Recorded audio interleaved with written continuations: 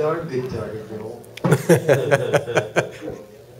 How about that red bullseye on his back, right between the shoulder blades? That's just the target. Just A little black on the floor, that's all. 475. Nothing to do with the storm, right? Yeah, it's one of Once we those. get that clear. Okay, so you guys were talking to engineers up in Albany or whoever else. Yeah, you know, site visits and things like that. Oh, yeah, not a problem. You guys I go took Friday. this email. You make a Doug, tour? is this yours? Is this yours? It's possible. Good, no, good. You've got a bridge due, so I'm not positive. Okay, I just want to stay out There's a of couple of I don't want to additions do to the yours, you know? Sounds good, thank you. Yeah, I'll catch up with you tomorrow. In fact, if I don't you hear from me, just call me. Okay, let's go ahead and get started. I'll take it. Oh, I left you want to see so many people that you. Yeah. All right, let's go ahead and leave the pledge allegiance to the flag.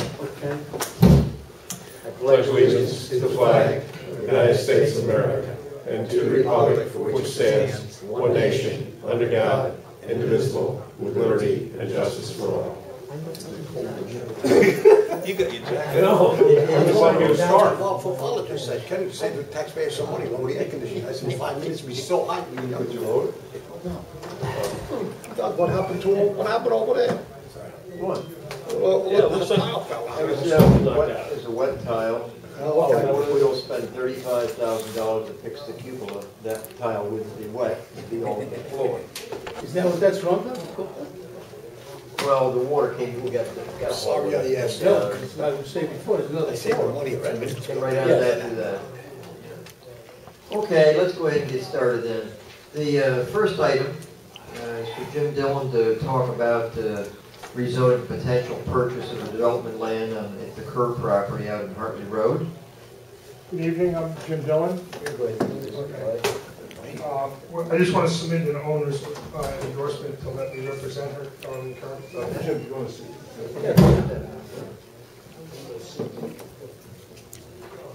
Here you go.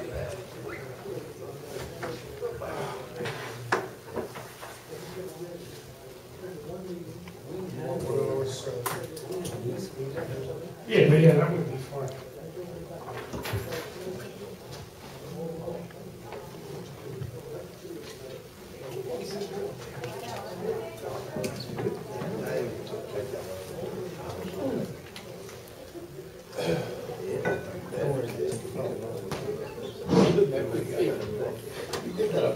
I know, I put it right there.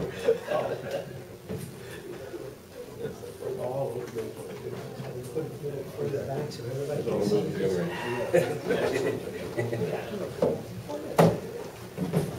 Thank you. What do you really?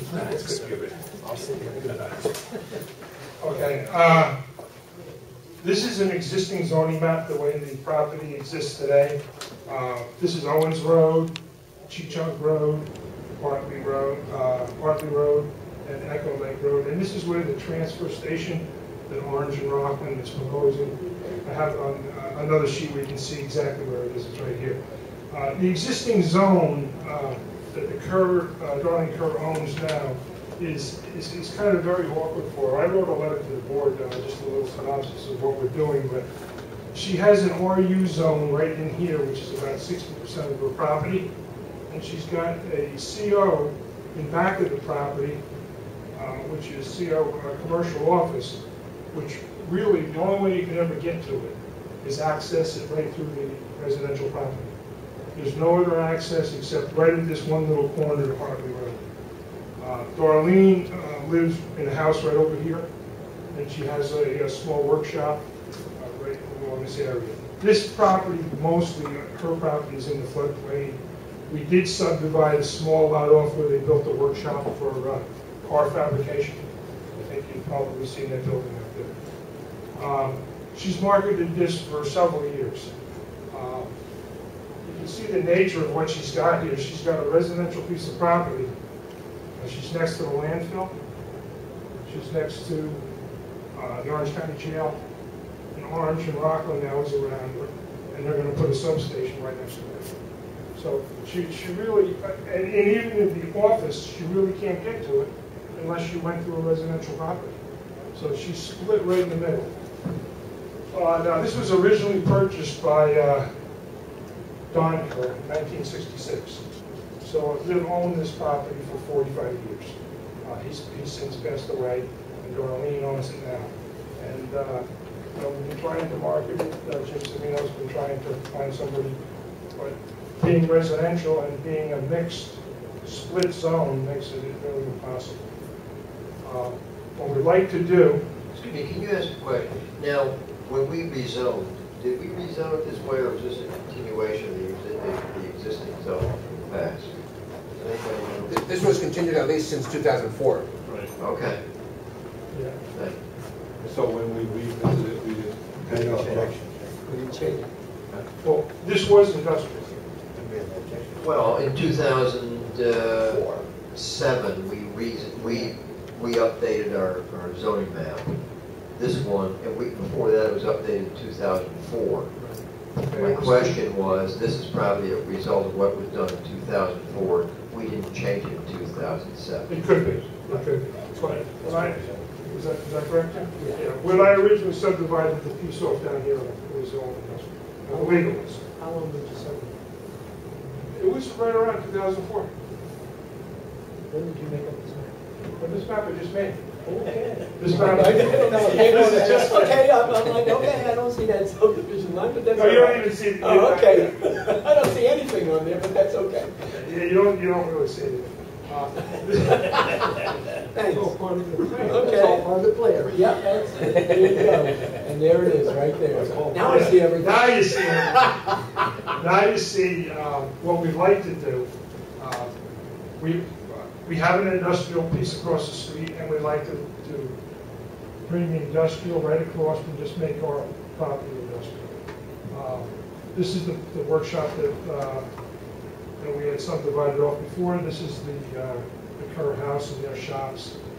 This is where the transfer station, if it gets approved, is going to be located right here. You can see the adjoining houses. This is the this is the Orange County Jail, and then the Heritage Trail. So what we'd like to do is, this is 31.1 acres. We'd like the board to consider changing this to an I zone.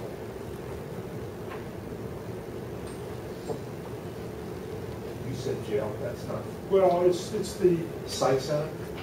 No. it's the jail. 6.5 Station 6.5 Station Road. Okay. I gotta It's get not my bearings drawn. there. It's not true. I mean, I will say this, it's quite a ways away, but it is that property. It's the adjoining property. Yeah, it's 17 now. Yeah. I'm at interstate waste and all of a sudden I got to the jail. I was wondering how I got there so quick. It comes all. Hey Jim, show me where interstate waste is, because I get a better. Now, You may want to orient it where you can. Okay. The transfer station is about here, where they pull in, right here. I believe it's the bigger one of those two slots that go back in. And now we're coming up Hartley Road, that's Hartley Road there. This is Hartley Road coming out. Thank you. Okay. The dumpster containers are on this lot right here across the street. Okay. Yeah, which are several. Then the next one up there, going on that side of the road, the next one up would be the plain, it looks like a barn, a red building with green roof that has four commercial uses in there. I got my bearings. Yep, okay. Just had to read. The next one would be Higby Fabrications. okay. So that's what we'd like to try to accomplish. Now, is that a stream? What is that stream through there? Right Yeah, this is the Chee-Chung Creek. Okay. Goes, winds through here. This is what you put your zone line on. Right. And it crosses Chee-Chung and then it cuts in through here.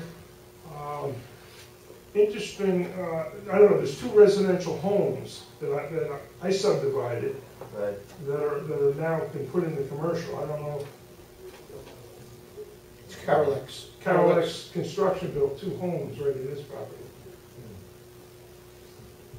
It was Alex Panzaro.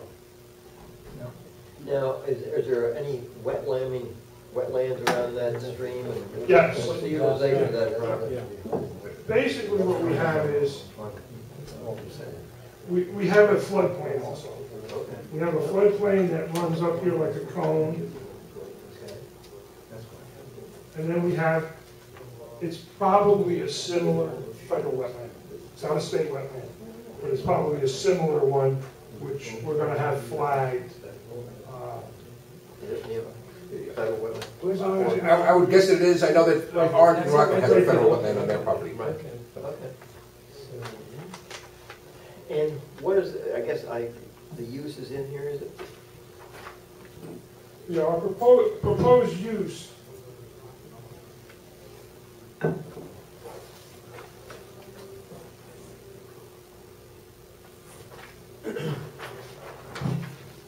which is a special use,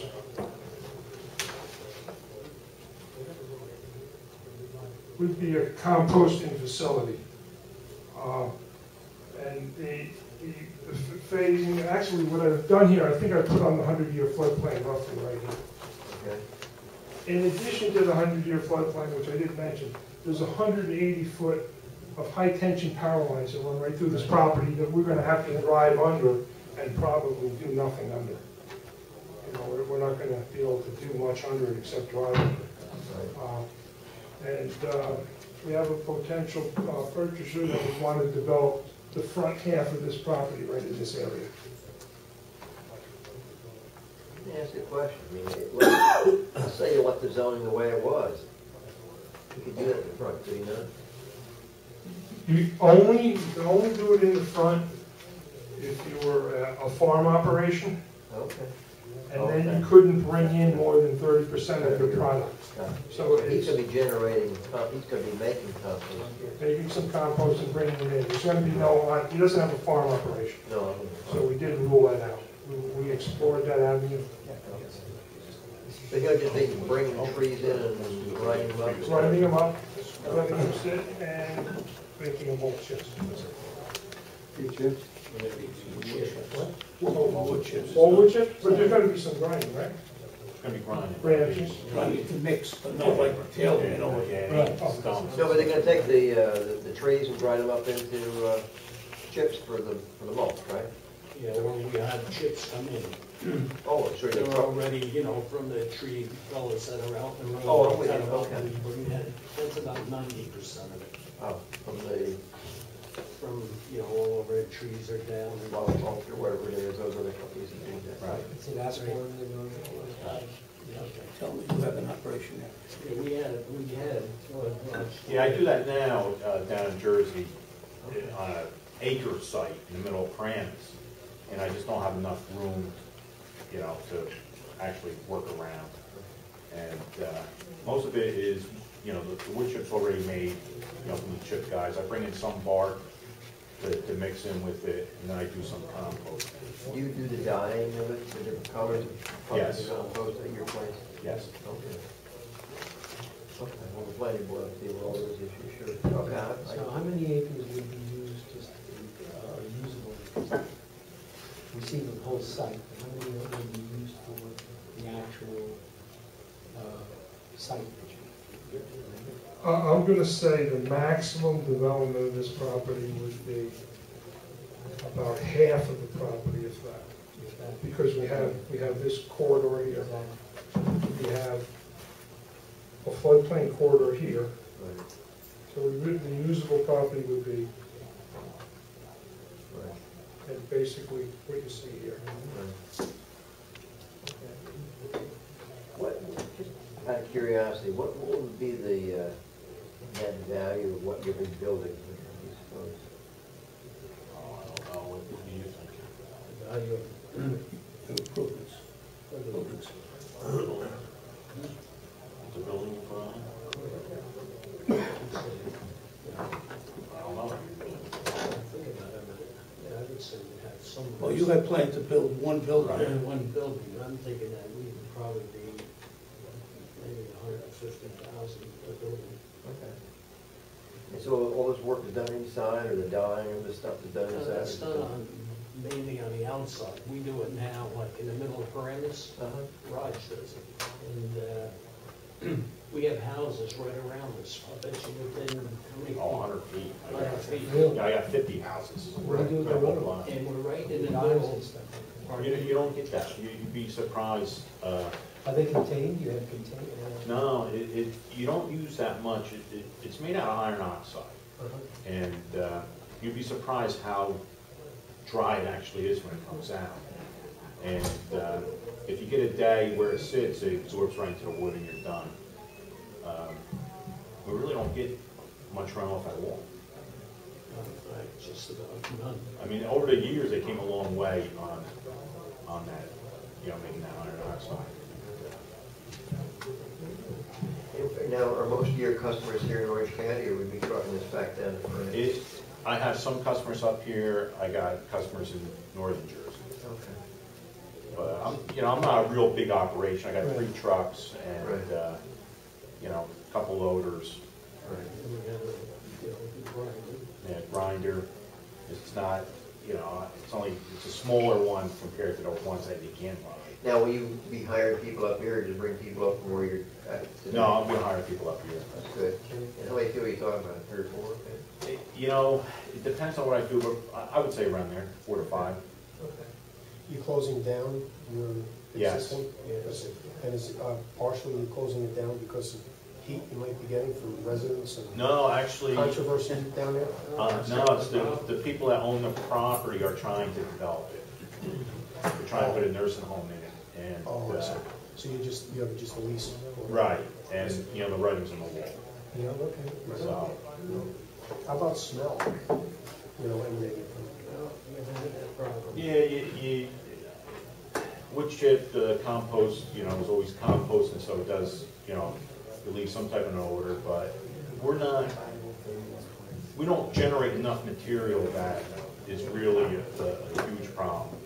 We're not, there's some companies that are really big, and we find we keep the windrows and the piles down to a decent size. You don't get it.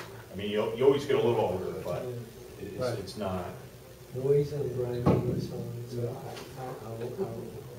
how noisy with the grinding and that type of thing? Actually, our grinders, I don't want to say quiet, Okay, no. but compared to, I never had a noise complaint being in Paramus. Okay, after on 1 acre and you surround Right. by houses, and haven't had any complaint, that's not a Right. factor. Oh, no, Okay. I got houses that are, 100 feet from me. Okay. I never had a noise complaint. Actually, I never had an odor There are complaint. some residents, yeah.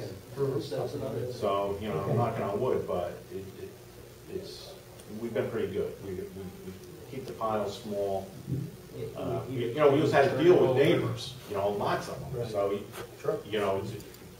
Well, it's we're used to interesting. keeping them in mind. O&R is doing a seeker review. I'm sorry? O&R is doing a seeker review on the parcel that they're going to develop into a substation.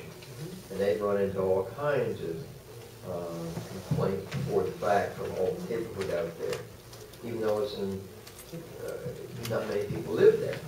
And so, that could potentially happen again, even though the hum of their transformers, things of that nature, But anyway, you might, now you're further away than O&R is from those homes, but you never know. Right. Okay. One question. Are you buying the whole 31.8 acres? Yes. Where's the access to the? The access is right at this corner. Right there, Right that here. little piece. Yeah. My next question, are you considering subdividing that property at a future date? Or are you just going to use all 31.8 acres for your development, and that's the ballgame? That's it. That's correct. Okay, you only have that one point, and I'm looking down the road to try to get more out of it, one point. Okay. Hey, Jim, because I didn't hear the beginning.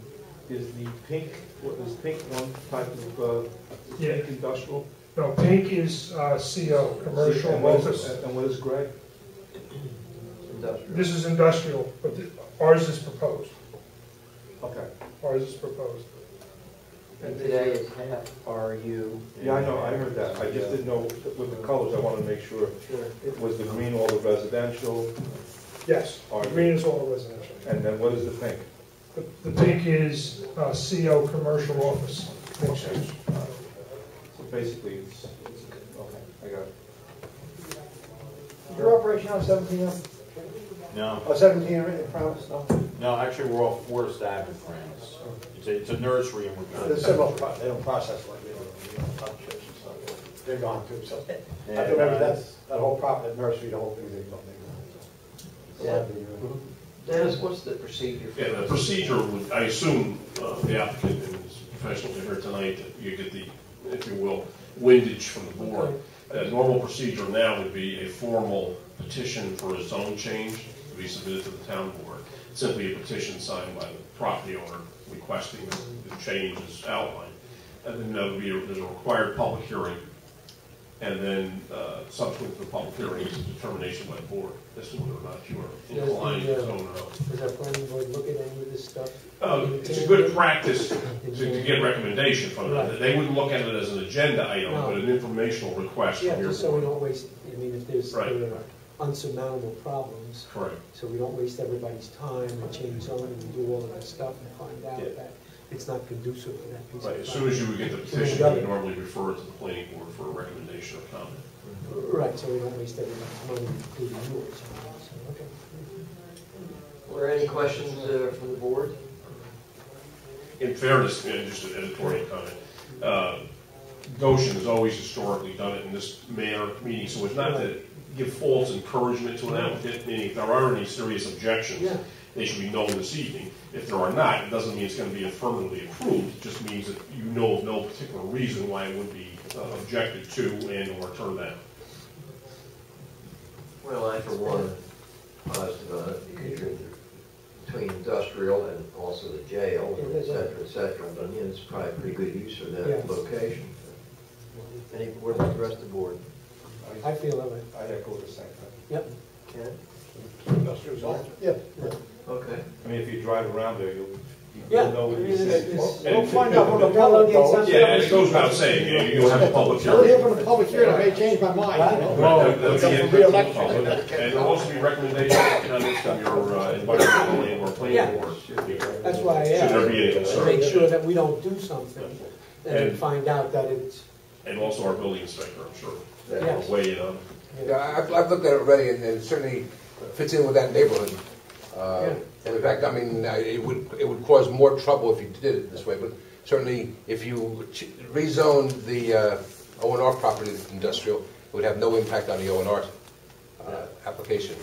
But the public would, I think, be up in arms if you did that. The ones that bought their trucks on Hartley, not cheap chunk, would be all. Yes. Yes. Okay, and actually, I think that's probably a point that, with this applicant, at the point of the planning board, certainly the discussion is going to be about accessing through Hartley as opposed to Cheechunk and Echo Lake. I said sarcastic, but you know how that. No, it is going to be an issue for the planning board. How many trucks a day are we talking about probably for your business? And what size truck? You know, during the spring, it's always a busier time. Right. But I would say you're looking at maybe 9. Trips per day. Right, during mulch season. Right. And then out of mulch season, it'd be less. Are these double axle, tandem? No, they're tractor trailers. Oh, They're big trucks. Right, they're the same as what the landfill has. So I guess these would come in then Hartley Road. Right. Well, Hartley's good for that because they put a different base down there. She chucked every street. Yeah, we're no heavier than any, you know, we're No, the same. No, we're just trying to get you there without getting all the neighborhood. Yeah, Post Plus, we've got some speed on Hartley Road now, so we're okay. The bumps were made by themselves. We may talk about a little assistance eliminating those speed bumps, but that's for later. No, I thought there were speed holes. The new guy on the block may be very interested in eliminating. Absolutely, that's for a later date. I think you've got. We're very accommodative. We're all together that unless we hear something otherwise, this seems plausible. So, Are you having any problem getting product now because of all these quarantine on wood because of that ash borer? No, you know, actually, I have so much wood right now, I have nowhere to go with it. From the store. You grab a couple of cords at my house. Yeah, it's crazy right now. But when building slows down, you know, nobody's trimming trees, nobody's. well, see, what Georgia, in Orange County, we got the ash borer, and wood firewood and what cannot be brought across county borders. Oh, really? It has to be grown and raised here in Orange County. In Syracuse, it's the same way. In those upstate counties, you can only bring it so far. You can't crack it. So you may want to look into that. Yeah, it was in the paper a couple weeks ago. It was. Oh, my son is. That's because He's with the DOT, and he told me it's a real situation, so you. Well, I haven't ran into that yet. Okay, well. Yeah, I just saw it now. Welcome to Orange County. Yeah, well, no, it's all the counties, Dead. New York State. That would take from the board? I don't know if they're dead from, but they're dead as a doornail, and I took them down. And they were whoppers, you know, these guys. Okay, well, so the next thing then, I guess, will be is... Yeah, I would assume Mr. Dillon will submit a formal petition to change, zoning change. Okay. All right. Simultaneously, whatever the comments from the planning board, I don't know how we get to that, but we would like comments from the planning board. Yeah, and once we receive the petition, we refer it, right, we refer it to them for comments with a certain time period, and at a subsequent meeting, to the day the petition is filed, we would set it for a public hearing. Very good, guys. Thank you for coming. Thank you. Thank you. And I wish you luck on this. Sounds like good use for that. One of you just set of maps? See what? One set of maps? Just so you Yeah. Yeah, please. I guess it'll be next week. I'm taking a look out. Yeah, because it's coming, so you must, Otherwise, it's another month out. Okay. Yes, sir. Hey, Neil, I gave that phone number to Kelly. Pass it down. It's a cell phone, though. I'm going to call tomorrow at the office. Yeah, I do have a question. What's the timeline? Oh, is it? What would you like Just to do on this? Just, yeah, but the whole. Getting the zone changed? No, anything up and running? As soon as possible. Which is, They're going to have to, Well, you know what I'm saying? subsequent to the zone change, you're going to have to go back and apply for a special use permit. Actually, us and the planning board. Yeah, when I for a watch the special use numbers, permit. you know, Which, the planning board may or may not recommend environmental studies of whatever they, so you're talking, not an unreasonable period of time, it's the size of the operation, but it's a question of what information is going to be required. Okay, guys, thank you very much. Thank you. Already. Okay, the next item is, we've accelerated the budgeting process this year.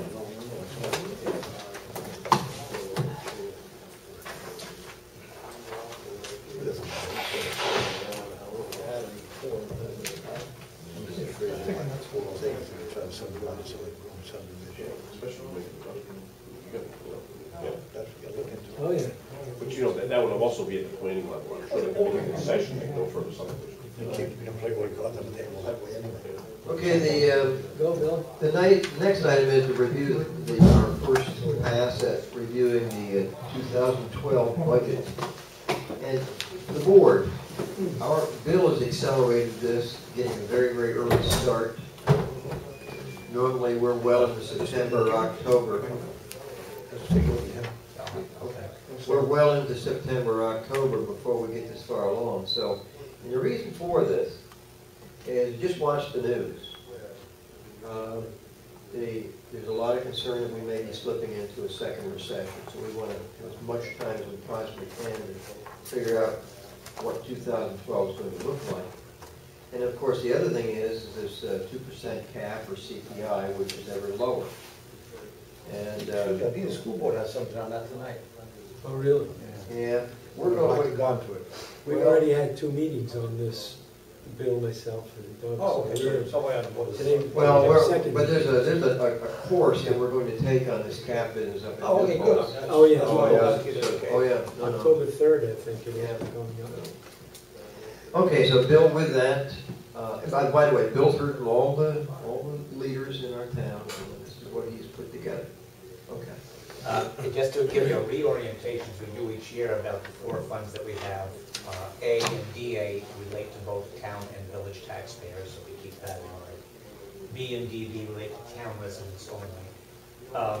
What I didn't have when I did this up, though I do have it now, is highways, DA and DB. And then I'll start with those two just. You're going to need a mic. Oh, do I need a mic? Make sure that's recorded. Yeah, you know who I am, don't you now? I know. I was wondering where you were, but. Yeah, the DA and DB funds, which I just got this afternoon, and basically we have a little bit of room in those funds. I don't see those altering significantly one way or the other, hopefully with a little bit of decreases in those if we can. So what I did for purposes of where are we at with the A and B funds, which are our two heavy funds, will be our problems this year. Top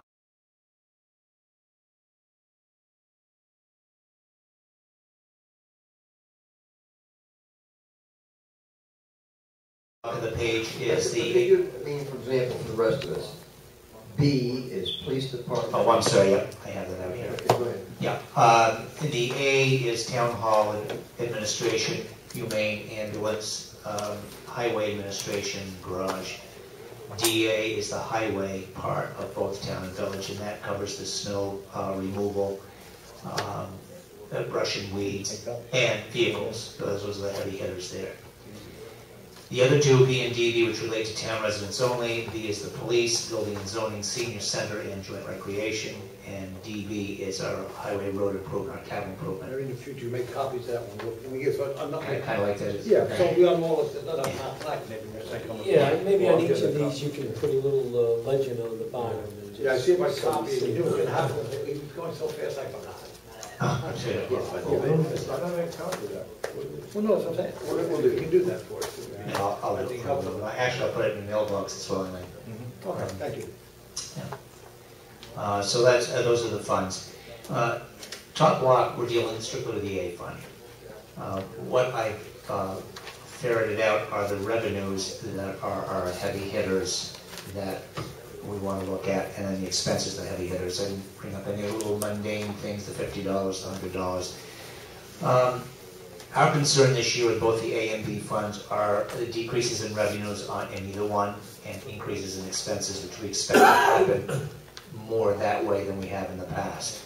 When we take a look at the revenues, I did put in the appropriations in both funds. You'll see that we're going to have a decrease in appropriations from our checkbook. Basically, whatever's in our checkbook, we get to apply the next year. Last year, let me familiarize you with the columns. First column is the increase or decrease. Column 2 and 3 are the 011 budget versus what we're proposing for 012 and the net change of them. So those three back up the first column. That change of $125,000 is due to the fact that we applied $200,000 out of our cash balance last year in the A fund to help the tax rate stay where we thought we could keep it. We don't have that at this point. At the very bottom of that block A, you'll see the fund balance available currently at $125,600, which can be applied to 2012 if we don't exceed budget this year. That's still a floating number. We really don't know. Tentatively, I've thrown in the third column, you'll see I'm applying this year, instead of 200, we're going to apply only 75,000. We'll lose $125,000 of that cash value that we have to pass on to the taxpayers at this point.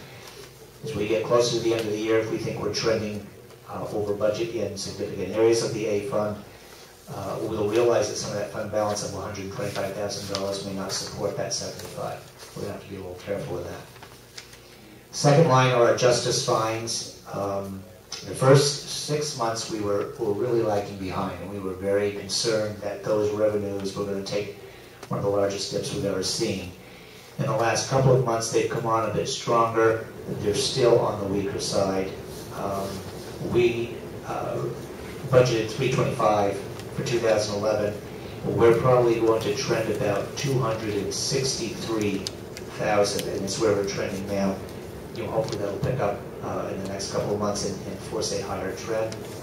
That being the case, we're really going to about a 275 budget at this point, possibly lower. I'm sorry, 283 is trending, not 263. So that loses $50,000 revenue in the A fund as well. Actually, 2009, 381,000. We're not trending anywhere near. I've got the figures that we did this today. So you see it's substantial. 381. And it's going to be semi-permanent because what I understand is the state police have not had classes and added to their roll for years now. So they're getting fewer tickets out. So they're not coming in with it. So it's fewer tickets, fewer fines. Okay. Mortgage tax, we all remember the story over the last 4 years of how drastically that has come down. We budgeted in 2011, $275,000. Our first payment is $131,000. Not likely to match that this second as the conversations are going, but if we do, that would trend at 263.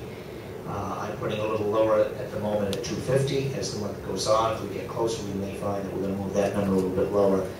But at this point, we'll lose $25,000 on that line, and possibly a little bit more as we look at that.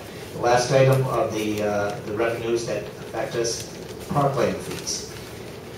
Last year we had on $200,000 because we were to collect $200,000, and in fact we did. We really can't depend on that being on a revenue line unless we have offsetting operational costs relative to parklands that the state allows us to apply it to. The serial bond does qualify, and we have that at $85,000, but we really have to move the rest of that off the budget. So we'll lose $115,000 opportunity there. We don't lose the cash, but that has to be applied directly to parklands. So does the cash stay on hold? So cash stays on hold for park purchases or capital improvements. And we're looking into, we may be able to apply that, on anything that's been a capital improvement, either into the A fund or the B, well, it would be B fund. We were looking at that today, and Yeah. seeing what kind of capital we could possibly put back into this line. To offset those operation costs. Yeah. So those are the revenues for A that are the big heavy hitters, and where we look to lose a great deal of money on revenues. When we match those off against expense lines that we think are big heavy hitters, I did put insurance on here, even though I've lowered the budget there. That is to show you that historically our insurance has run a bit strong. When we moved on to a new carrier, it was a good move. We will see a decrease there. I think we can thank George and his work with that. That's a real success story. Marshall Sterling, right? I think it's Marshall Sterling. So we'll see a decrease there, and I wanted to share that with you. Retirement. Budgeted $67.5 in 2011.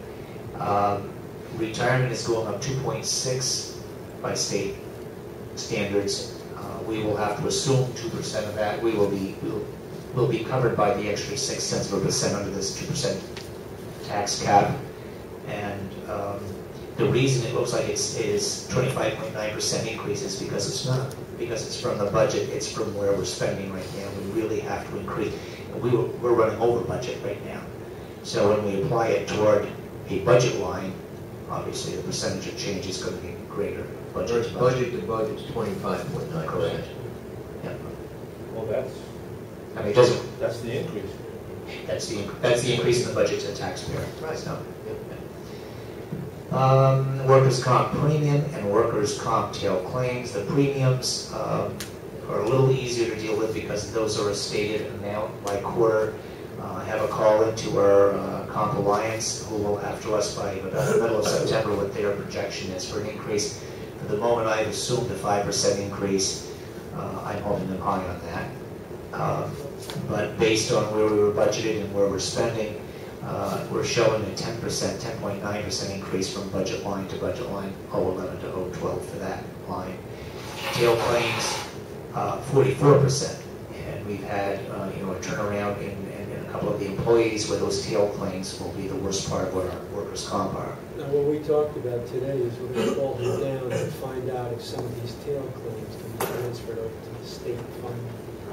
So we need another meeting with this fella to see where we are on these tail claims. And, Steve has now come into the system, so that is really skewed. It'll skew all the numbers, but we have some of them that are tail claims.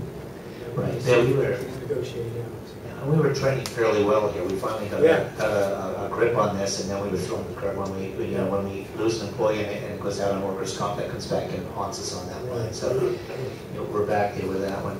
The biggest item, biggest two items are hospitalization and legal in A, and hospitalization in B as well. The quote that the preliminary quote we have for increases is 14.3% in hospitalization. Now, we can't control that. That will probably be in negotiations for the next 30 days. I'm hoping to hear something in the month of September before we finalize our prelim on September 30th, and whether we do or not, we will still have October to play with it as well. Help me out here. Goes up 14.3%. That's what we're being charged. Correct. We're going up 21.7. Correct. From budget to budget. Is that because we didn't budget enough in 2011? Right on the money. Okay. Right on the money. Okay. That's exactly right. Okay. Hey, so those are the This is one biggest of my ones. fears for 2013. We got to be as accurate with these budgets as we can, because you're not doing ourselves any favor by being this way or that way. Yeah, by trying to. You got to guess as good as you Yeah, can. at some point, we have to come out of hiding on this and make sure, and we don't know what they're gonna quote us next You year. won't know. No, we won't know. Probably the good thing with the retirement is that no matter how that goes up, the state, I hope, will feel responsible for covering the over the 2% piece. But that doesn't happen with hospitalization or legal. Legal, our taxes. That's not exempt from the hospitalization. Hospital is I not can't exempt. believe that it's not exempt, but it's not compensated, at the time. At this point. Not the hospitalization, but at this point. Right. The only dialogue we have that we're aware of from what we've read is that the retirement, the state feels awfully bad about that, so they're going to try to cover us there. They don't feel so bad about the hospitals. No, it's crazy. It's $65,000. Governor Cuomo's popular right now. I don't think you have anything Yeah, well, you know what? There are good things in that, but there are bad things that come down at the local level. But let's talk a little bit about legal. Legal, that's $100,000. It's tax certiorieries and defense of the tax roll. Also includes Altieri landfill lawsuit. There was nothing budgeted in 2011? There was not anything budgeted in 2011. So it's 100%. And again, that number, and I spoke with Dennis about this, we may be a little high on that. Yeah, I think that's high. Yeah. We'll work over the next 30 days to find out how. Now that's, you didn't have tax you took the appraisals out of that, correct? The Molinas appraisal? The appraisals are out of my expense, but I'm not showing expense, I'm showing budget. Okay. That's what's on the books. But yes, I did, we did make an entry of those. Now, when we talk about 2011, we were rocking along year in and year out, not doing anything on much. And all of a sudden, guess what? 2011, we picked up steam on these, and hopefully we'll have most of them done in 2011 and less than 12, so 12 maybe less. That could help us in 2013. Yeah. Well, Yes, sure. Just a little bit. Yes. Yeah, Yes. just to give you an idea, Yes. that should be less, because even in 2011, I don't think you're going to expend even that amount, in knowing all the activity we had Well, this year. we're at 96,000 halfway through the year On tax rates. on tax cert. Yeah. All the legal costs there. Is that including the appeal, Terry? That's not in there yet, I think we have received it. Are we talking about the final deal? Yeah. Sorry. No, that's not it. Have Bill come in on, what is it, 30, 35? It's about that, I would say 35, you said. Okay. And most of it, I thought it was 50. that's already been billed, I've seen the vouchers. No. That's Yeah, but been it billed. hasn't been paid. and put in the Yeah, that I can tell you, system. yeah. Yeah, I mean, when you look at a 6-month figure of 96,000, you can trend it, it's 180, 190 bucks. Now, that things have slowed down, and those numbers have Altieri in it. Yes, the second half of the year would be lower, so we really can't do a true trend on that. So yeah, it wouldn't reach 200. We just had a preliminary right now. Yeah, Bill, is that, Yeah, this is the first cut. Yeah. does that include the aerospace figure for a refund, or no? Say that again. Does that amount No. just include expenses? It doesn't include, like, let's say arithmetically speaking, we owe a refund on paper of $10,000. That would not appear in the same. That's not in there. No, there's no. Only once we This is just issue the legal refund, that'll to defend depend. This is just the expenses, yeah. Right. So if there's something to come forth, that'll help it out also. Yeah, I venture to say, I guess we're thinking somewhere between 60 and 75 on that line. We can bring that down, we hope. Now, if you leave that top block and go to the very bottom of the page, you'll see what that translates into a preliminary tax rate increase for the A fund of 32.8%. DA, don't be confused by that, a little less than 1%. We're keeping it even. Understand that because of the revals, our base dropped. Therefore, if you do nothing in that fund, they're automatically going to pay a little more, because instead of 10 people, they got 8 people sharing the tax thing. So that may look a little confusing. That's 32.8% at this point until we work on these numbers for the A fund. And that's per $400,000 house mortgage. I'm sorry, Well, Retail market value, assessed value. 200,000 assessed value for Correct. That equates to $96 a year per household, or $8 a month for each taxpayer, as it sits right now on paper. on a 400,000. On the 400,000. 96. Less money for those, less money. In the ed fund, right. Well, once again, you know, you're doing a small base, so, yeah, the number of the dollars aren't much. The percentages seem high, but the dollars are. Right. The B fund, the same approach. The appropriations last year, we did not appropriate any money. The B fund had been in a little bit of shallower funds, and we wanted to build that back up. We've been pretty successful in doing that, so we did, but we did not apply any last year. At the moment, we're going to apply $100,000. That'll give us extra revenue of $100 on that line of revenues, offset by revenue losses on both the franchise and sales tax lines. The franchise fees for 011 included the $200,000 from Time Warner. Now, obviously, that's not an annual thing, so that has to come off, and that forces us to drop 190 out of there. The $50,000 relates to our annual franchise fees that we get from Time Warner, and that's a consistent thing, and that comes right in between 55 and 60, so we're pretty good there. Sales tax, strictly a projection. We've been very lucky. We have been a little bit scared to continue to budget $1 million, but we've done it. We've been very lucky. What do you think we're going to know? It's going to change. For the moment, we've dropped a couple $100,000 out of there. The state of the county, I believe, comes up the first week of October. I don't have a date for it, and I'm hoping to hear something there if they have any projections on that. I was at Woodbury Commons on Saturday, and there wasn't even walking room. Like, I mean, you wouldn't think there was a recession. I mean, and they were all, everybody speaking foreign languages. I know. That's all. It was incredible. I mean, there were lines, huge lines. They were only letting in some of the factories. They were only letting as many people in as came out the other way. Huge lines to go in and spend. So, and that's where a lot of the taxes are derived from. I don't care. However, what are we trending right now with $1 million? We're trending just over $1 million. So why are we lowering it to $200,000? Because we're sitting on the cusp of another continued recession, and we don't know. I mean, the fact is, we think up to now we've been very, very fortunate that these Europeans, I mean, right now the market's down this week because Italy's going to have a strike where people are, you know, I mean, it's falling apart there. Will that manifest itself with people coming here? We don't know. So, hey, we just have, and this is another, if you all disagree with it, we can come back and look at it. That's something we'll look at. Yeah.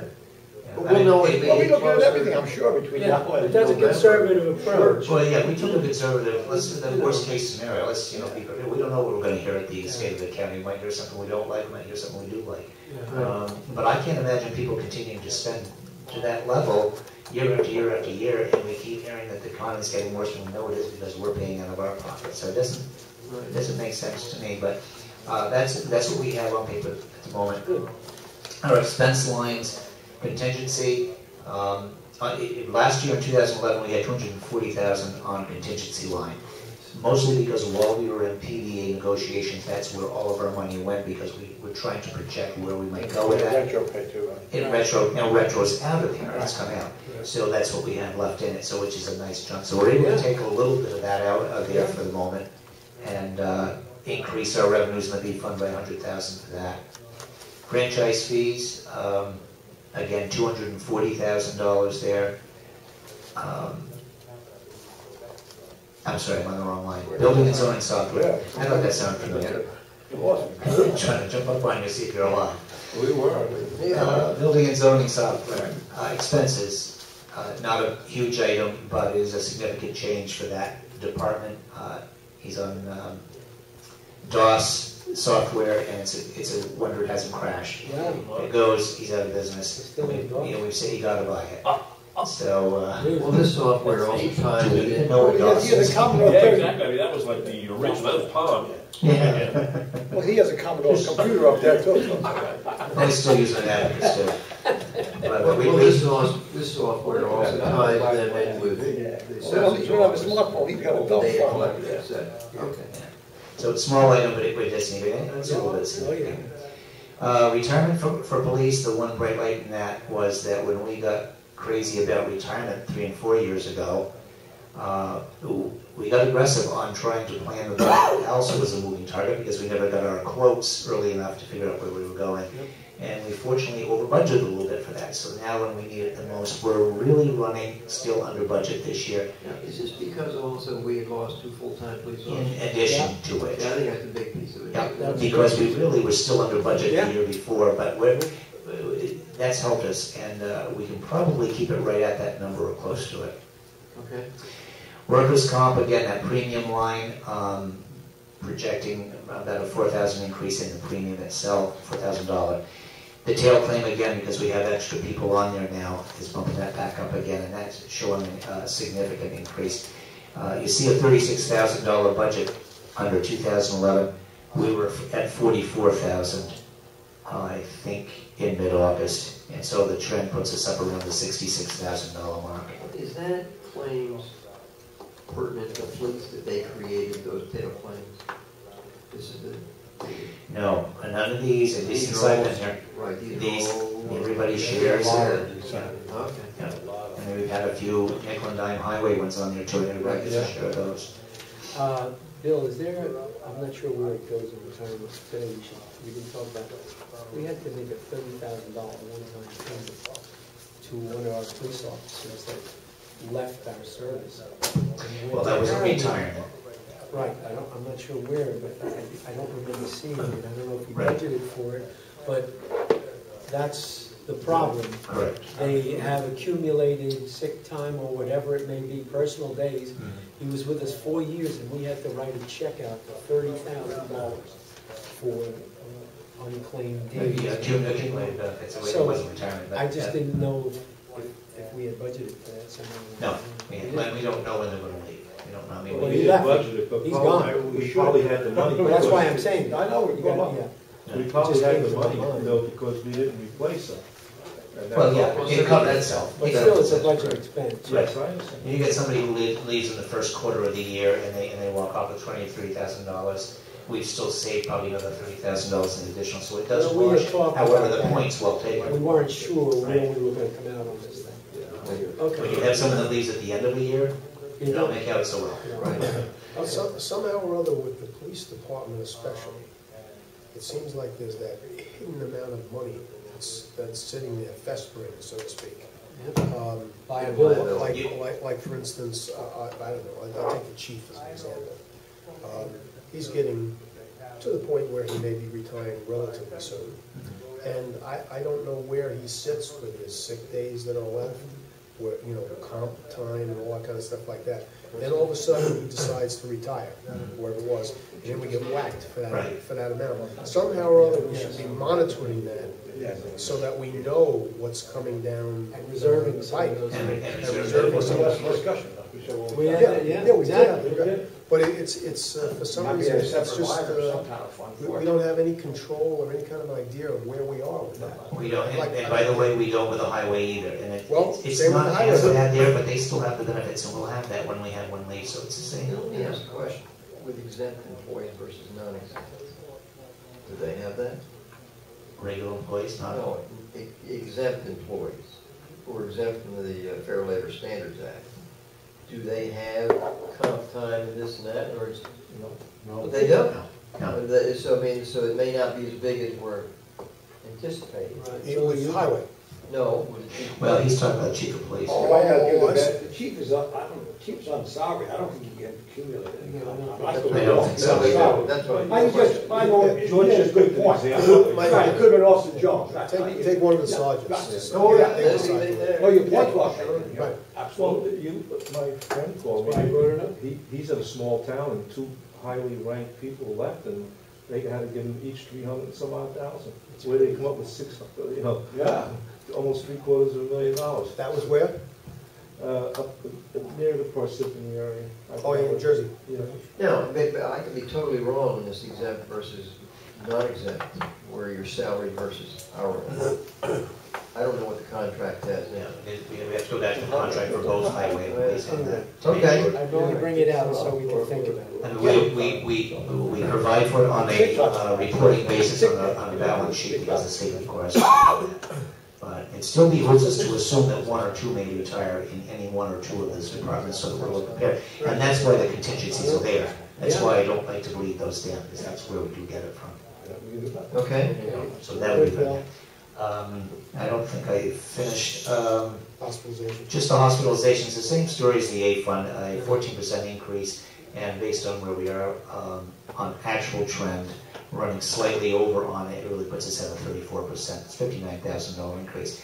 The fund balance available there coming into the year was $312,000. I expect us to probably break it out even this year, if not make a little money on the B fund. I think we continue to gain on that. We've run pretty well for the most part on that.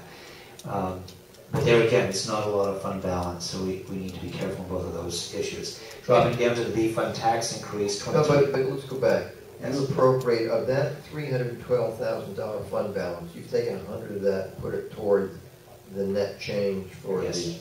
to come up with a plus $300,000 of costs. Correct. Okay. Without taking 100 of that, it would be $400,000 of costs. Right. Okay. Yeah. Just want to make sure that we all understand that. And that's a good point on the net. And when I redo the sheets, I'll try to show you the net change to the fund balance. But I just want to make sure we know where that's going up and down, because that's where we got it from. The B tax rate at this point would be 23.3%, or $228 a year per house, or $19 a month per home, per resident. The DB fund, again, without any change, because we have a lower base there, much lower than the entire village and town, pushes that up. That's 10% without even changing. Again, we can get that down. That makes a total tax increase at this point of 18.45. Which, while it's not good, I was pleased to see it was not in the mid-20s. I really thought we were going from mid to high 20s. It's not 1.6, that's for sure. No, it's not. Yeah, I thought it was going to be. That's how we're limited to. I thought it was going to be high, because we have some serious stuff here. My office is open, and you take these home. You need a copy of the entire budget. I encourage you to take them home and just... Here's one of the things where Phil and I and Bill talked about this morning. It's about, give or take, $400,000 that all the leaders in A fund and all the leaders in B fund have to reduce from their budgets to be at 2%. Right. So we're looking for about $800,000 altogether out of our budget to be at 2%. That's the magnitude of the job. Now, is that going to be easy? Not really. And Phil and I are going to be negotiating with the CSEA. We're going to talk reality. And we're going to have to talk reality to the PBA as well. You can't wish you wish in one hand and spit in the other and see what you get first, you know? And that's where we're at here. We've got a tough task between now and putting the final budget together.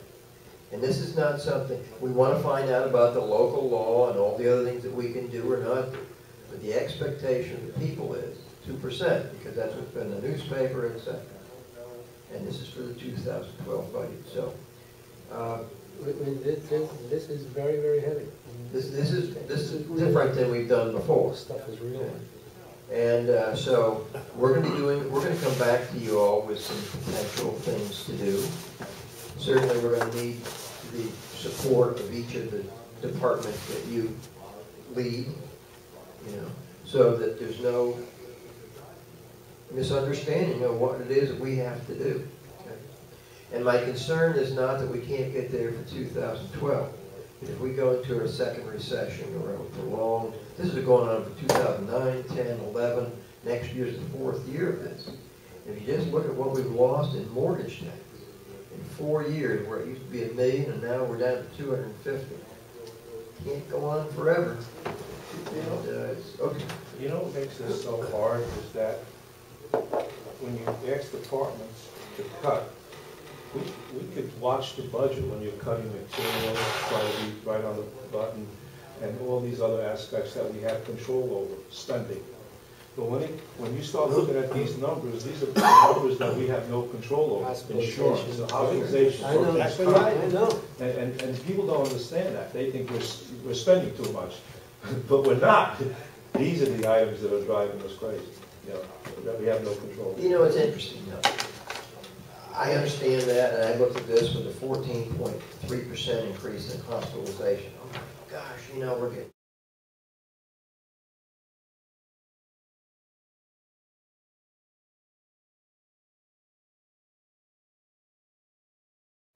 I went down to my wife's hometown to visit my mother-in-law 2 weeks ago. And that hometown was the one that got the Macy's job. Right. West Virginia? Martinsburg, West Virginia got it, in Berkeley County. Now, we were competing for Macy's, 1,200 jobs. It was going to take us about a year to get through the secret reviews and all this other stuff. That was the best we could do. I got down there, this was about 2 months ago, they went down there. I went down there and looked at the Journal, which is their local paper. The building's halfway up. And they had the United States Congresswoman there in a photo op, and they're hiring and interviewing for all these 1,200 people. New York is not competitive. For whatever reason, our culture that we have here, and the speed in which we do things, and the cost in which we do it. And so, yeah, this is incredibly hard. New York is not business friendly, period. But it's been going on a long time. I know that, but at least we have no control over that. Well, I guess we're being asked to participate in getting control over that. I don't know how well we're going to do. You know, we could participate, we can have shovel ready and so forth, but when they see what they have to pay for workers' comp insurance, again, that's where it all lies. Right. You could do everything you want as a municipality to try to encourage, get it going. Right. And when they go to the state and they go, hey, how much am I going to pay for this, this, and that? Yeah. Why did they walk? That was the reason. Well, I know that workman's comp, when I was in management that was the reason. With the DuPont company here, we left the area because of workman's comp in New York. And I know the state, I know Patterson, they were down, they were almost giving the store away, but giving our store away is nothing to compare to what West Virginia was going to do for them. Oh, sure. Because they don't have those high rates. Well, but what their normal rates will get. But I think that what, rightly or wrongly though, the leadership in Albany is saying they understand that now. They want us to bring it down. They're trying to bring it down as well. And we've got to start this. We've got to turn this battleship somewhere. This is 2012 is the year we turn the battleship. Okay. Now the good news is for the town of Goshen, we owe so little money. I'm very proud of this board. We've been paying off debt at $300,000, $400,000, $500,000 a year since 2006 because we haven't borrowed. Our debt's extremely low. In here already is $80,000 less in debt payment that we got to pay because we paid it off last year on one of the bands. So we're in really, really good shape debt-wise, but cash-wise we're not because of the mortgage tax and all the other things we talked about. So and that's what we're trying to manage. But relatively speaking, we're probably in better shape. I mean, everybody has the same problem. We're probably in better shape because we were proactive 5 years ago already with not borrowing any money and not borrowing for operations and so on and so forth that a lot of other towns did. But that doesn't make it.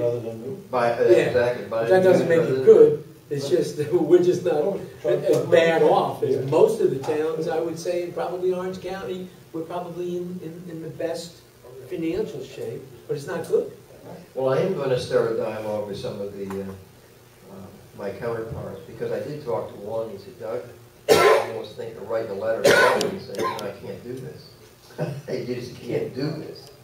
Because I'm sure their debt payments or who knows, or contracts with PBA and all these other things that are off the chart. There are some municipalities who are in the same boat as we are with the debt payments. They have very low debt payments. There aren't many. Right. I talk to the finance officers across the county and we get together for seminars and meetings, but most of them are are in worse shape than us on the debt limit. Not that they're in a bad shape, much worse than we are. And so far as with their cash reserves, they're not. We're much luckier that way. Our bond rating is AA minus, which is very good. That's Standard & Poor's last year's rating. And our debt percentage is 3.2 of state limit. So that's, as far as I'm concerned, it's easy zero. So there were good signs there. It's just the cash flow and what we have to fall under with this new 2% tax cap. And if you were out buying a business, the town of Goshen would be a good business to buy. Yeah.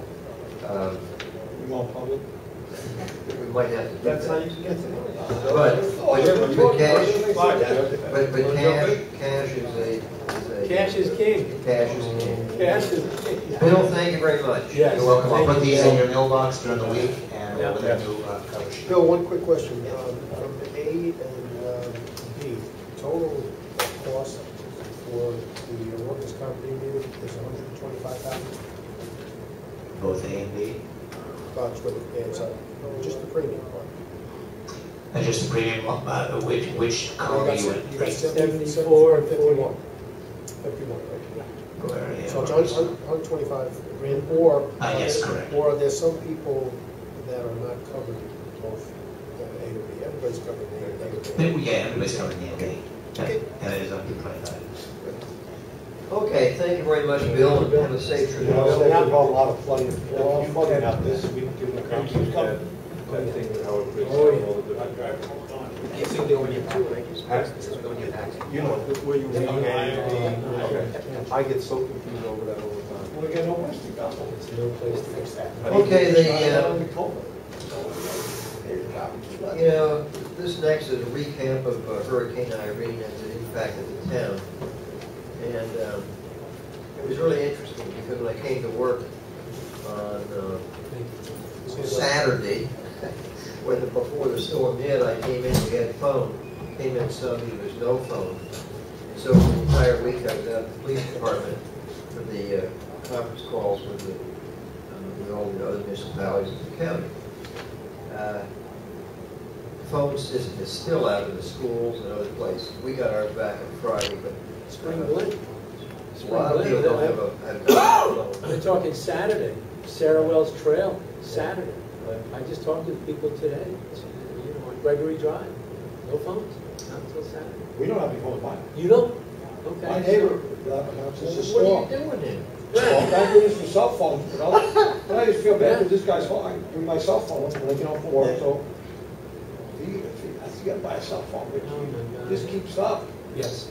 You're not a young man, if something should happen to him. Right. Oh, I yeah. don't get home till 5 o'clock, you know? Okay, well, here's, I don't want to go through all these, I put it in a recap for you, but, town hall was out of telephone service several days, actually until Friday. The basement was flooded, some records, tax records will be involved. The first item is the following roads were closed for flooding and erosion. Derlin Road was a significant culvert erosion. Reservoir Road the same way. Owens wasn't quite as bad. Phillipsburg, just a little shoulder on mine. Cheechon was part of Sunday. Conflatown Road took about 200 tons of stone to fill in the hole. Stop think about that. Clark Road, likewise, significant. Lakeview Drive had erosion. Hartley Road, erosion. Some roads were closed. Indiana Road was closed 4 days. Celery Avenue flooded 4 days. Big Island Road 4 days. Pearman Drive 2 days. Cheechunk Road 1 day. Fletcher Street by Burke 1 day. Echo Lake Road 4 days. And 17A up by the quarry was repeated closures for a total of 4 days. And they must have had some kind of massive hole or something out there. From what I can see where they filled that one in. Hamiltonian Park Sewer Pump Station could not keep up with the volume, and it overflowed. We reported to the DEC that we had a spill, and we got a spill number from them. Arcadia Hills was the same thing. Arcadia Hills also, their well house, which takes care of 21 wells, 21, 22, and 23, was overcome by flood water. It burned out all the electrical control system and did serious damage to the building. I gave the okay this afternoon to Broderick. He went out and got 2 quotes for working on the electrical control system. The cheapest we could find is $7,500. But he needs these wells to put back on the line. Both Arcadia Hills access roads and security fences were seriously damaged and will be replaced. And we had several homes damaged in the flooded areas. Meadowbrook Lane, Gulfwood Drive, Celery Avenue. Celery Avenue really took it. Maybe, why don't you reflect on your conversation? Well, I talked to Tom Hookie last night, from Virginia, and he told me, I think my Alice home, have it right. Literally took the foundation right up onto the house. They're not living in that house. And the average home on the furthest from Walkill averaged about 8 feet of water in their basements. And he had no idea when the people closest to Walkill River went.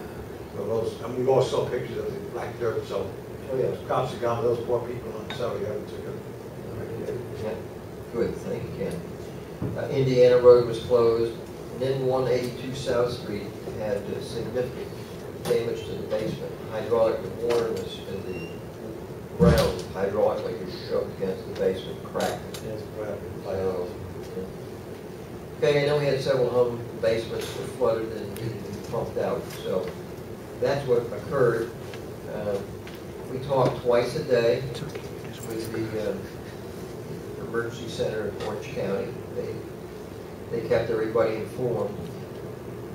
And that was probably I got the relativity of things. The town of Goshen was really not as impacted as many other places. Washingtonville, Suffern, Smokesburg, Port Jervis, Tuxedo. That's gone. I mean, there's a lot of damage in Orange County. And it'll take weeks and months to get on top of it.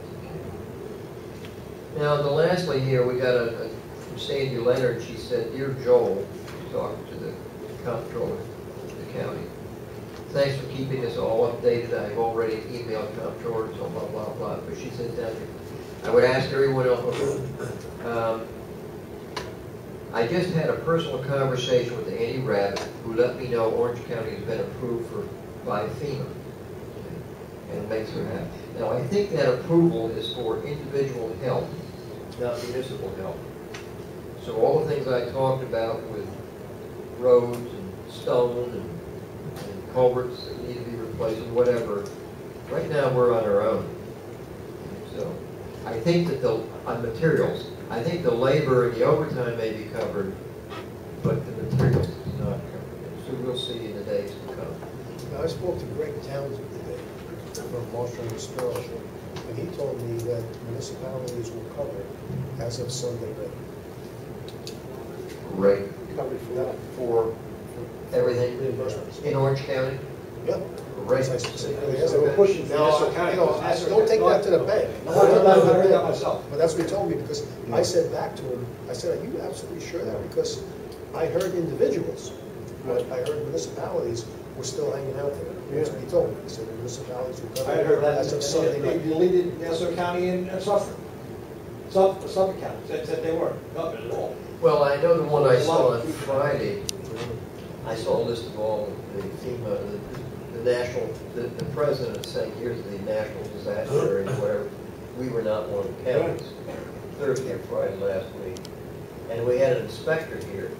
For Orange County, the threshold was $1.4 million in damage. So he was going out and looking around, and we exceeded that. Yeah, we will get it. It's just now the other thing is, of course, FEMA's got to get the money.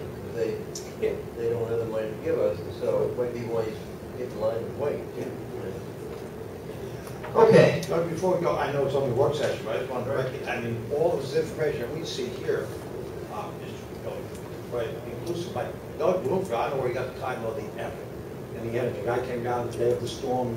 How we got here, I don't know. And I was easy. I went back home. I was worried about my flooded basement compared to these people. I have nothing. But Doug just kept at it. He took a home, 4 wives, went ready to throw him out of the house. So We got some, we played a tape of a complaint of all things last week. Yes. We've got some letters of complaint.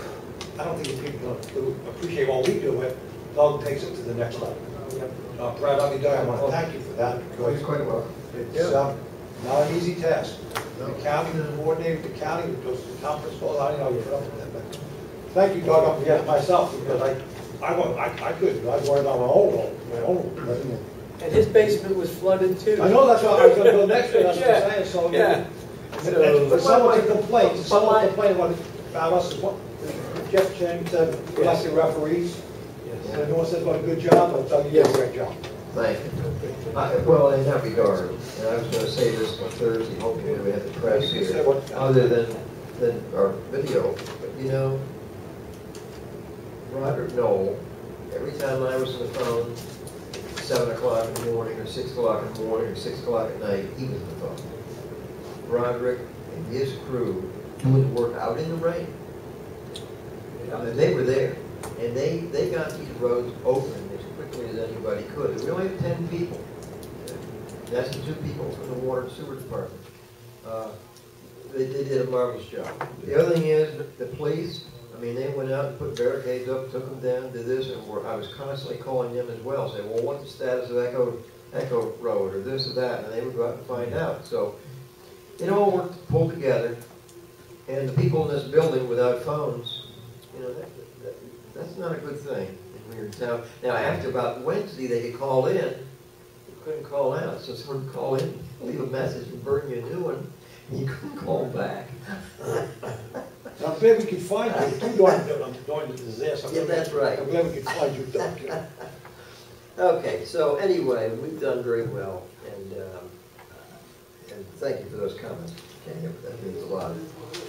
Okay, just as information, I got a letter, it's in your packet here, somewhere. It's here. Maybe you got it here that I didn't put in mine. But anyway, they're going to be repaving the roads on eastbound 17 from mile marker 1110 through 1131, beginning on or about September 15th. So, I don't know where those markers are. But it's... You're on 17. They're on 17, and get your car, go out and see if you can find it. But anyway, it's probably going to be, I think it's, you know, they did westbound about a month ago. Yes. I think they're going to just do the other side now. Why would they put a lot of new pavement? Yep. So, okay.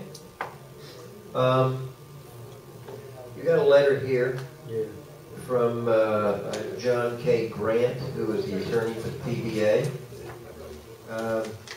It says the PBA here demands that employer meet with and negotiate regarding the impact of such shortages and vacancies, which is when we lost Officer Harden, who was excess, that's our position.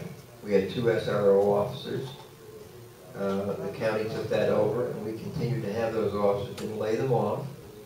One of them, Mr. Prisco, left a couple of years ago, and then Mr. Harden left now. So, as far as we're concerned, these people did well by it. So, anyway, we'll be working with Judy on this one, answering this request. They didn't ask us. The PBA hereby demands that the employer meet and negotiate regarding the impact of such shortages and vacancies. I have a question. Wow. My 2 cents into this one. Right.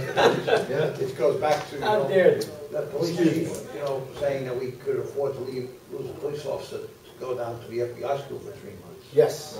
Right. And we have no influence on the scheduling of the police department. Right. So, in essence, he's saying we don't need them. We don't need them. Absolutely. I think, that's why I read it, and I just want to throw that out. And that's one less than they're talking about when they demand this meeting. They demand. Well, that was a very... Hello. If he gave How them, rude. If he gave them permission to leave for 3 months, means he has enough police officers. Yeah. So why we have to fill up? With one less. With one less than our regular staffing, he has enough. He was extra. But anyway, Yeah. I'm sorry. No, but I thought I'd bring that to your attention. Yeah. Particularly when we're looking at budget, wondering how we're going to be at 2%. With the B fund now at 23%. Yeah. I'm telling you. Good luck, fellas. You bet. Good luck. I've talked to Mr. Clary, very lovely fellow. Really? Very long like Mr. Sabaro. They went to the same school. They must, yeah.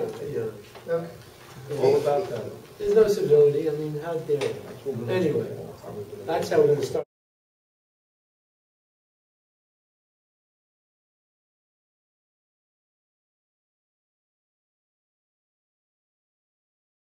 Okay, the next item, George, you want to take this one, reappointment of Kate Schmidt? Yes, Kate Schmidt, as you can see there, is interested in continuing on, and we talked about it at the last JRC meeting, and I thought it was just sufficient just to communicate that, but Val rightly so wanted something in writing, so we got it here, so I think things are in order to appoint Kate Schmidt for the term of June 30th, 11th, and June 30th of 2014. Would you like to make a motion in regard? Yes. I'll second. Okay. Any discussion?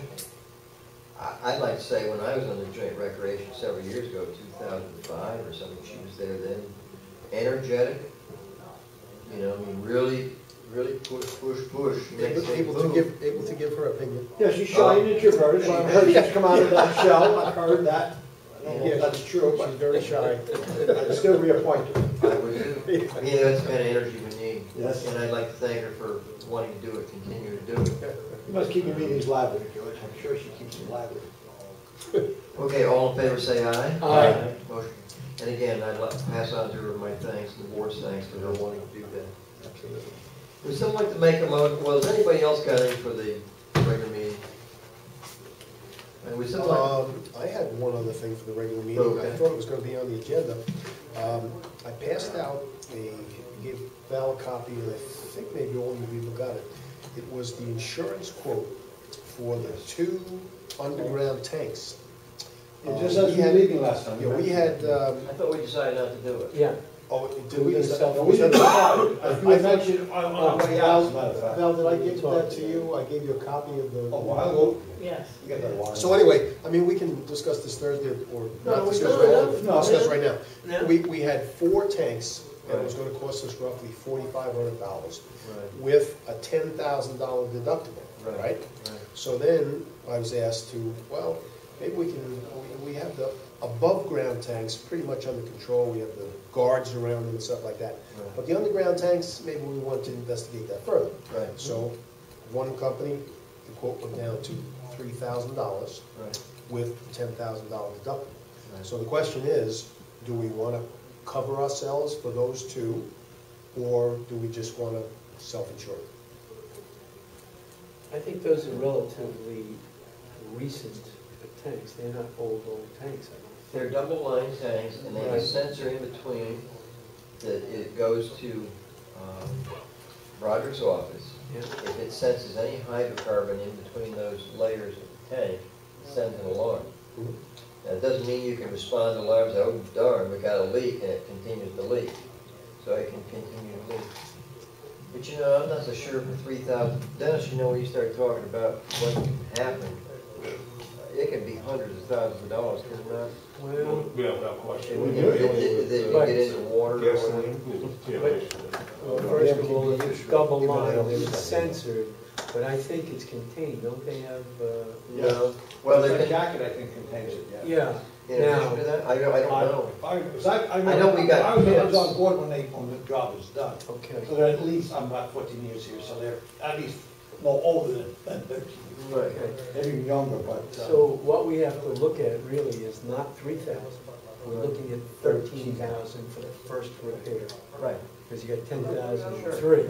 Right. So for 13,000, and it's out at our PPBW, I'm sure a lot of the work, if there is anything, number 1, we can address it immediately, and number 2, we can address it ourselves.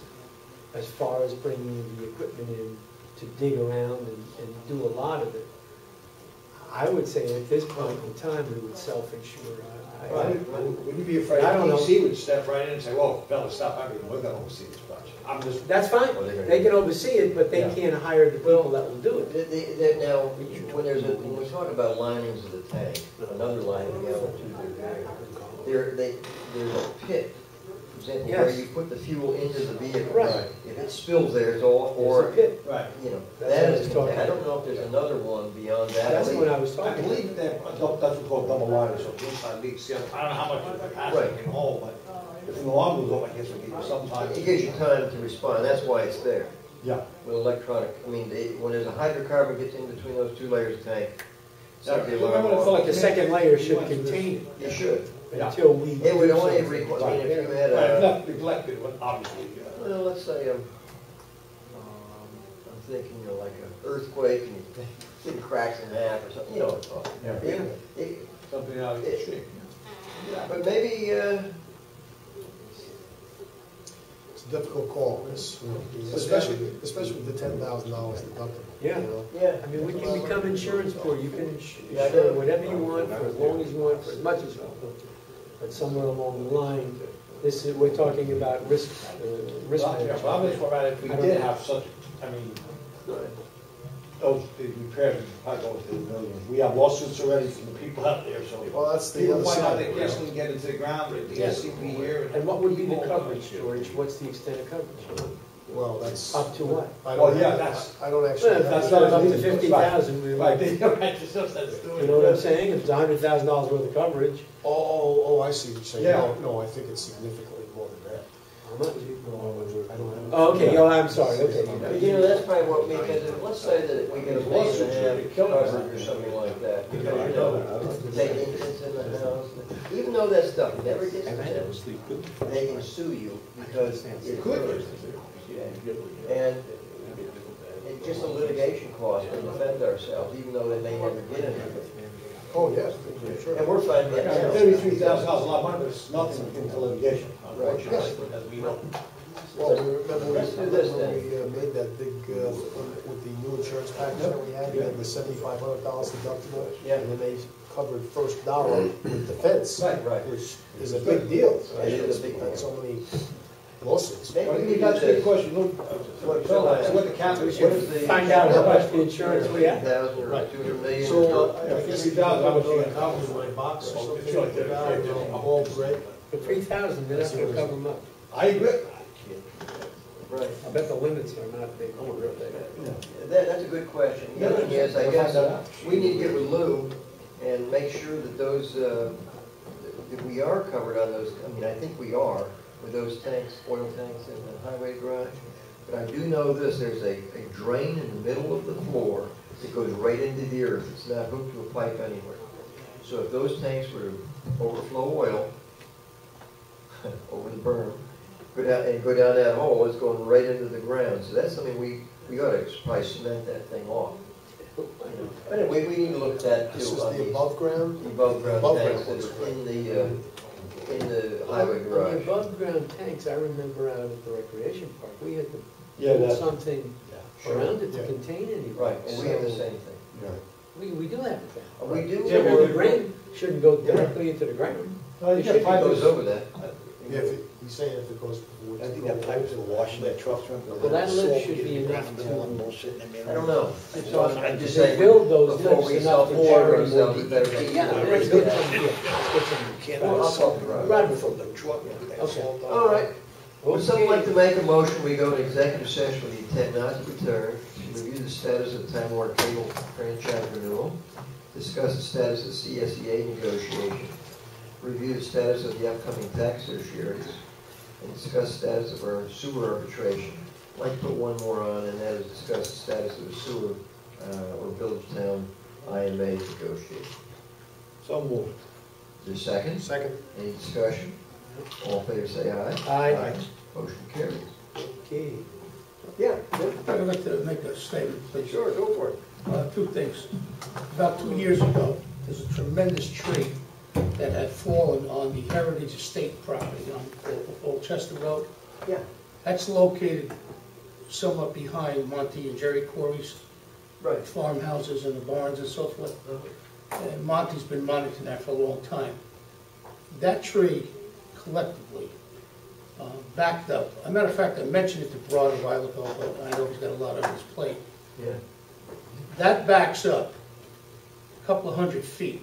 It almost looks like a tremendous beaver dam now. But prior to the storm we just had, the rains, Right. that's the reason at Old Chester Road, because that's actually, that's the otter kill that's there, that comes from Arcadia, crosses Old Chester Road, and ties into the Black Meadow, which used to go behind Bert Keller's property back there. Right. Well, the reason that backs up is because of that tree. And I walked back there one day with Monty, and I couldn't believe what I saw. I don't know what happened with all these heavy rains, but Monty thinks the reason that backed up and the road got flooded, because that backs up to Arcadia. Can I give you my engineering perspective on that? Please. It's not true. You know, if you look where the water comes from, okay, and the water comes from the watershed up in Goshen Hills. There's a lake up there, there's streams coming down. The volume of water is in the tens of thousands of cubic yards of water. Our storm this time was between 10 and 12 inches of rain in about 4 hours. The 100-year storm is 7 inches of rain in 24 hours. Now, I was hearing this from people down in Meadowbrook and other places saying, well, if you'd called all these trees down, well, we just went out on the Wallkill River. The county spent a good deal of money taking all these trees out. If you look at the diameters, well, yeah, it's like a wall. Well, it's really not. Okay? As you increase the volume going up as well as out, it's a tremendous amount of volume going down through there. Now, the amount of water that came over, for 2 days, it flooded Harriman Drive, 2 days Route 17, 2 days Old 17, and then it went over Old Chester Road there, or whatever it is. That amount of water, you could have had a pipe as big around as this room right here with no trees in it, and you'd still be backed up. It was an incredible amount of volume. Now, when you look at the tree, its size, let's say it's 5 feet across, you know? It looks that way to the person looking at it. But if you were taking an aerial view of this, it makes very little impact. And that's why we were responding to farmers out there since Myron Urbanski was in here about cleaning trees out, and dead trees and limbs and this and that. And yet, well, I think Heritage Estates should really take that at it, because I'm telling you, that tree is 5 feet in diameter. It's laying right across that stream. Right. And I think that would not so much, forget about this past storm. Prior to that, I mean, I own that property on Old Chester Road. It's down laying right in the stream. Okay. And it just keeps collecting, and collecting. And believe it or not, past it. Yeah. Doug, it's flowing pretty good because it drops down by Bert. You know, by Bert's old property. Now, the other thing is that when this person got really, really perturbed at me about, well, we need to rearrange these streams and wetlands and this and that. You know, we would literally have to triple, quadruple, 10 times our tax base and have enough money to go out and do things, and then still, when at the end of the day, it wouldn't have much impact. Well, you know, maybe, like I said, maybe the developers will do it. Hey, maybe that tree could be 100 feet long. Pop it up. It'll kind of go around. Okay, so I don't want to take it out. It's all relative. We would have done it, but I just, you know. No, I was. We don't want to go on somebody else's property. You have a chance. Yeah, we do. You saw trees down? Hey, Jim, that's a midnight requisition. Yeah, I'm good with that kind of trees. I heard about you. I heard about you. And you go sell the wood to the guy who's gonna make the chips out there on Holly Road. That's one of the greatest stories I've ever heard, too. And one more thing. I have to be a hunter. Phillipsburg Road, since the hospital, there's a tremendous amount of traffic on that road now. No doubt. And I think that we need to. I mean, I live out there, I'm not complaining, but I think you need a police car out there now and then to monitor. They cook out there on High Phillips. Matter of fact, this morning, so help me God, first day of school, 2 cars were right by a bus, by that new street, Sutton, or whatever it is, that cul-de-sac, out halfway out Phillipsburg Road. 2 cars came, the school buses stopped. They went right around them like, I said, holy Christ, I couldn't believe it. When I'm at the school, at this storm, I was out with Broderick a bunch of times. The cars didn't even respect barriers that were up. Unbelievable. Now, you've heard some of the people that got caught and they're not around anymore. These are people that actually didn't respect barriers. That's what this is what this world is coming to. There's a lot of traffic out there. Everybody's in a rush. I mean, really, because you know, it's, How we know that is because the last couple of days, Cemetery Road was open. Prior to that, it was down for a week or so, you know, and you could see the tremendous difference in traffic, you know, everybody was turning around. But let me tell you something, not only that, they come over, like for instance, Dennis, where you live, if you were going to the hospital, how would you go? Yeah, you'd come that way. Right across Smith Road, Yeah. and they're all, in the morning, the traffic is unbelievable. You don't mind the traffic, but God, you can't cook, you know what I'm saying? I mean, But it's not even the traffic, they fly on that road with all those freaking turns. Visibility. And you got, you know what? I was just gonna say, you yeah, got some of areas that those you can't driveways are see. so bad by Mark Stern, Yeah. where he lives, Dennis. Oh, yeah. Those driveways, I'm telling you, and I mean, they cook out there, Yeah, I boy. believe that. They really do. that's kind of cheap. You know, I think they need to control that a little more. Yeah. Some of those, a lot of those roads come out with oil. Okay. Thank you. Are we- Thank you, gentlemen.